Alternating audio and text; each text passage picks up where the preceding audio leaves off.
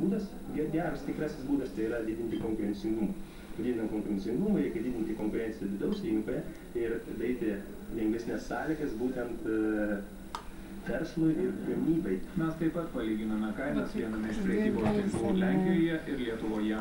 Paaiškėjo, kad Lietuvos gamintojai iš tikrųjų dėl didesnio negu Lenkijoje pridėtinės vertės ir kitų mokesčių tas pačias prekes parduoda brangiau. Būtiniausių prekių krepšelio kaina skiriasi daugiau nei trečdaliu. Lietuvos vyriausybė kol kas mokesčių mažinimo verslui klausimo nesvarsto.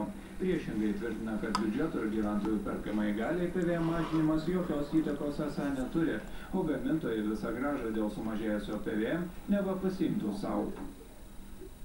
Lietuvos verslininkai jau skaičiuoja, kokią naudą gaus Rusijai tapus pasaulio prekybos organizacijos nare. Daugiausiai iš to tikisi išlošti kiaulių augintojai. Kiaulių augintojai, mėsos, pieno perdirbėjai, alaus, alkoholio gamintojai, taip pat medienos pramonės atstovai, štai šie Lietuvos verslininkai ilgai svajoja apie geresnius santykius su Rusija, greičiausiai jau šią vasarą pradės skaičiuoti didesnius pelnus. Po 18 metų derybų Rusija pagaliau planuoja įstoti į pasaulio prekybos organizaciją. Todėl verslininkai tikisi, kad Rusija taps labiau civilizuota ir nebus akibrokštų, ką iki šiol didžioji